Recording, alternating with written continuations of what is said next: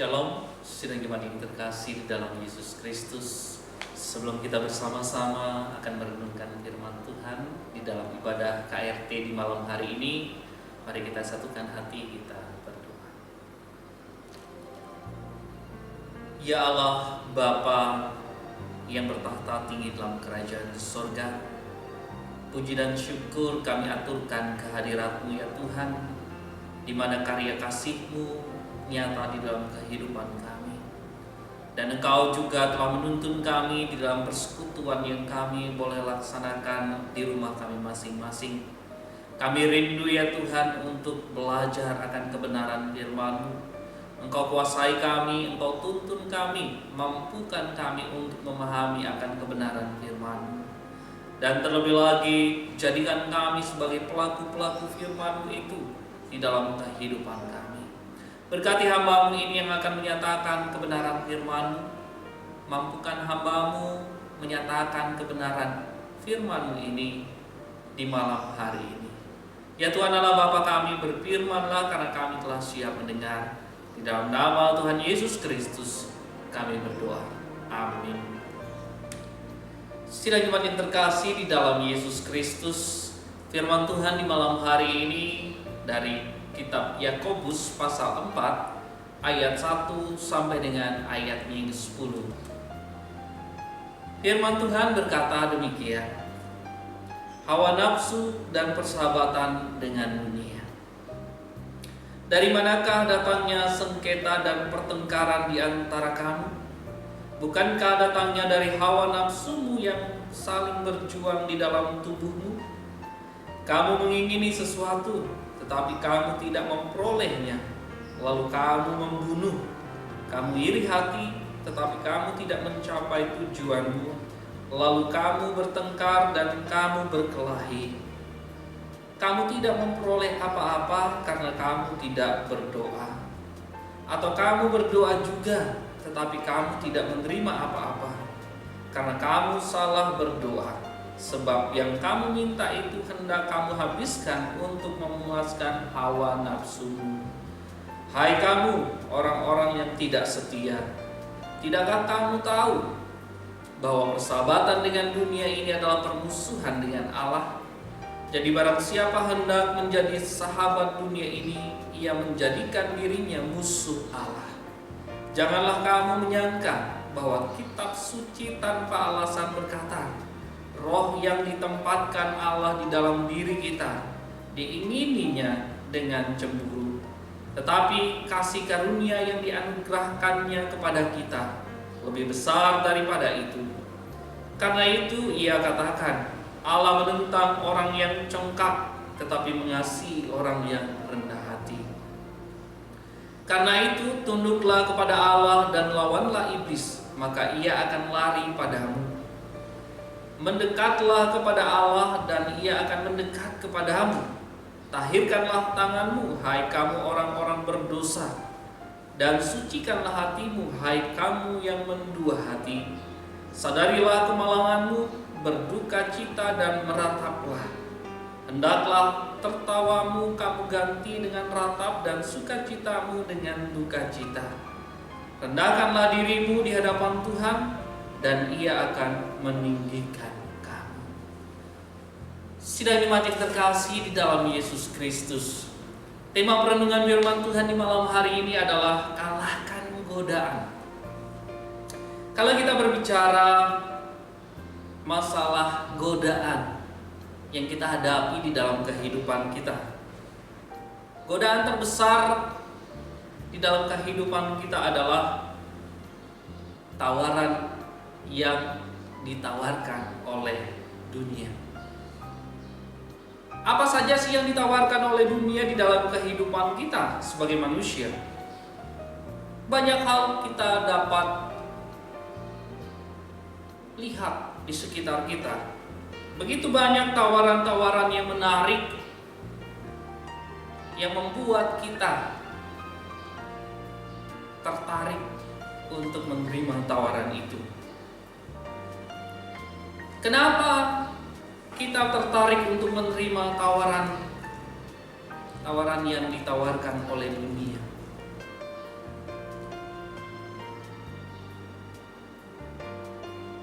kita digoda oleh tawaran itu.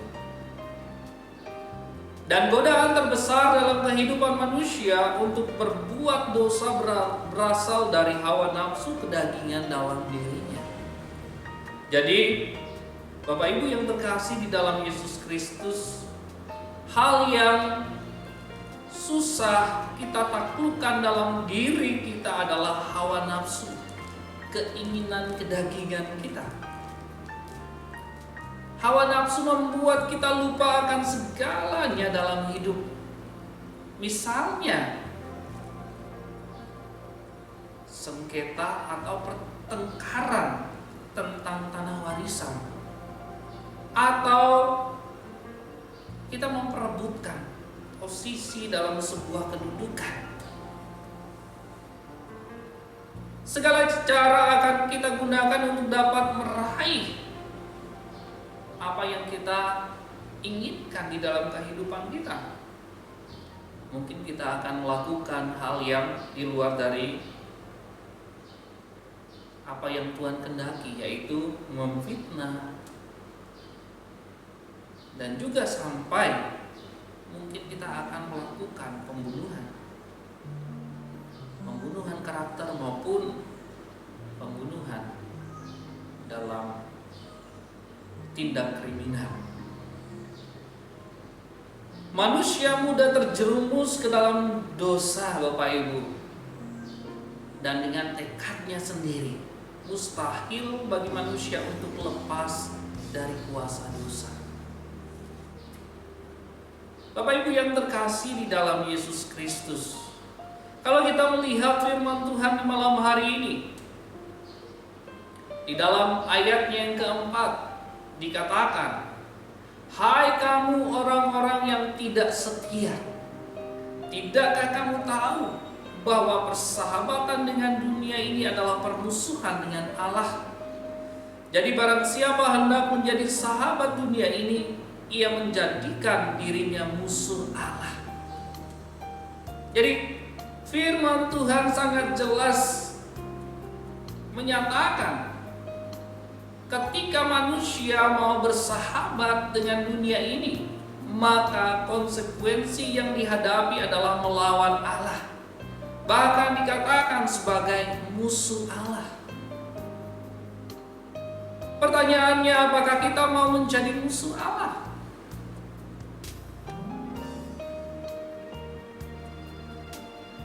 Kita sendiri tahu, Bapak Ibu, bahwa Allah adalah pencipta dunia ini. Bahkan Ia mengatur segala yang ada di dunia ini. Tetapi kenapa kita masih mau tunduk kepada dunia yang dipakai iblis untuk menggoda dan menjatuhkan kita dalam jurang dosa? Ini semua karena hawa nafsu atau keinginan kedagingan kita yang lebih menguasai kehidupan manusia.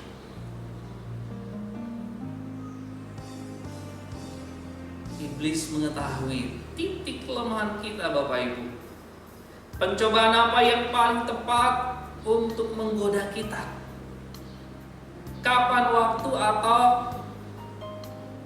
hal yang pas untuk menawarkannya?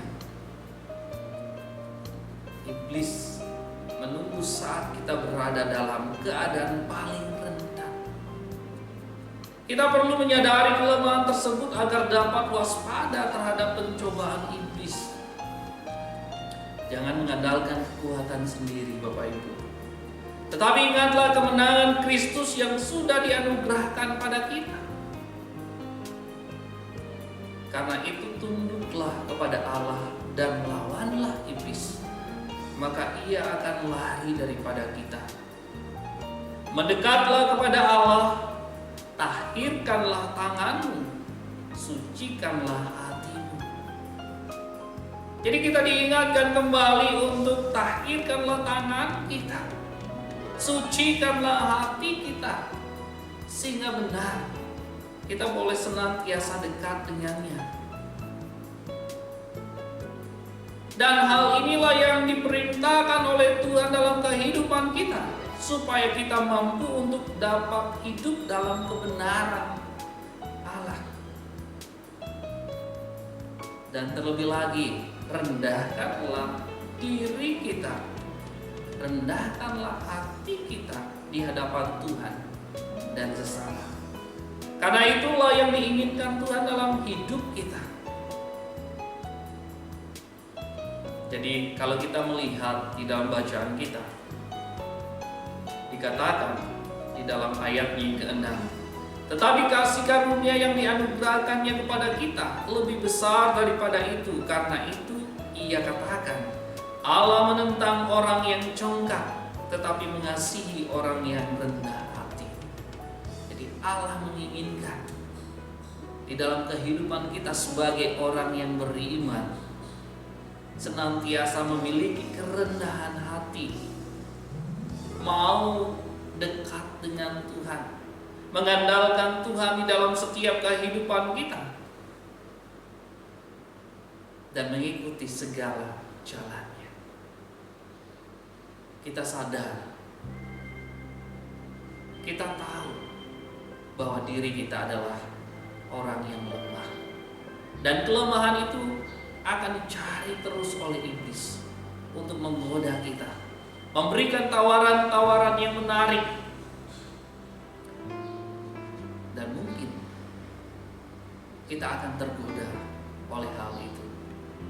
Tetapi firman Tuhan mengingatkan kita, ketika kita bisa merendahkan hati kita, ketika kita bisa melihat siapa Allah di hadapan kita, siapa kita di hadapan Allah, kita sadar, kita tahu bahwa segala tawaran dunia, segala godaan yang kita hadapi di dalam kehidupan kita, kita mampu mengatasinya dengan jalan berpegang teguh di dalam iman percaya kita, di dalam kasih karunia Allah yang sudah Ia nyatakan di dalam kehidupan kita, sehingga benar kita boleh ditinggikan olehnya, kita boleh dikuatkan olehnya, dan kita dimampukan untuk mengatasi godaan-godaan yang ada di dalam kehidupan kita ketika kita mau senantiasa berpegang kepada kebenaran dan kita menolak tawaran-tawaran yang ditawarkan oleh iblis melalui tawaran dunia ini. Lawanlah hawa nafsu kita, lawanlah kedagingan kita, rendahkanlah diri kita. Niscaya kita boleh senantiasa kuat di dalam kehidupan kita melalui iman percaya kita di dalam Yesus Kristus. Demikianlah firman Tuhan, berbahagialah untuk kita sekalian. Amin. Mari kita satukan hati, kita berdoa. Ya Allah Bapa kami sadar ya Tuhan, kami adalah manusia yang tidak sempurna. Kami memiliki banyak kelemahan di dalam kehidupan kami, dan kami sering diintai oleh iblis yang ingin menggoda kami melalui tawaran-tawaran dunia ini, melalui keinginan kedagingan kami. Bisa saja kami jatuh di dalam jurang dosa, tetapi Engkau kembali mengingatkan kepada kami ya Tuhan, bahwa semua itu tiada gunanya di dalam kehidupan kami. Engkau mengingatkan kepada kami untuk senantiasa berpegang di dalam kebenaran, untuk kami boleh dapat menolak dan melawan tawaran iblis di tengah-tengah kehidupan kami, sehingga kami boleh tetap berpegang di dalam, sehingga kami boleh senantiasa mengandalkan Engkau di dalam kehidupan kami, dan sukacita kami penuh ya Tuhan. Di malam hari ini ya Tuhan, kami berdoa buat jemaat-Mu, jemaat Surya Buana yang begitu Engkau kasihi di dalam kehidupan keluarga mereka masing-masing.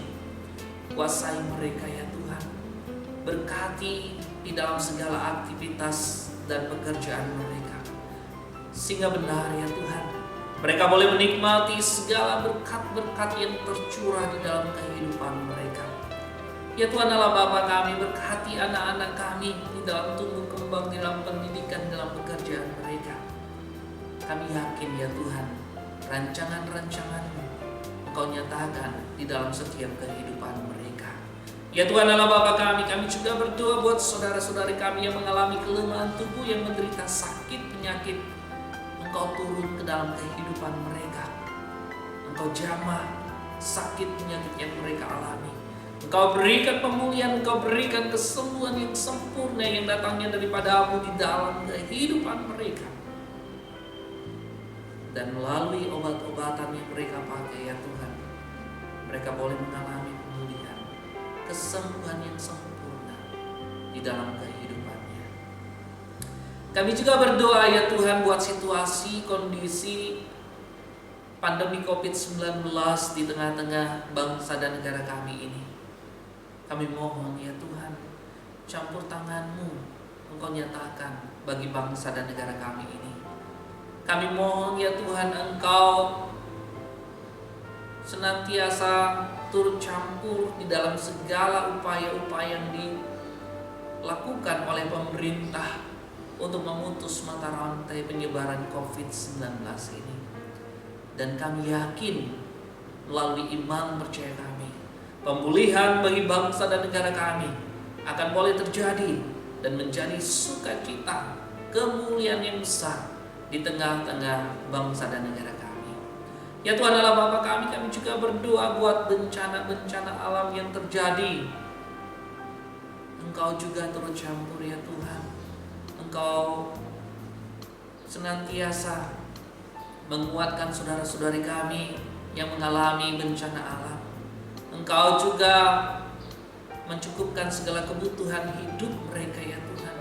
Di tengah situasi bencana yang dialaminya, kami yakin, kami percaya Engkau sendiri yang menaungi mereka. Engkau sendiri yang menguatkan mereka, sehingga mereka tetap kuat menjalani situasi dan kondisi yang sedang dihadapi di dalam kehidupan mereka. Ya Tuhan Allah Bapa kami, inilah seru dan permohonan kami ya Tuhan. Doa yang jauh dari sempurna ini kami alaskan di dalam nama Tuhan Yesus Kristus. Amin.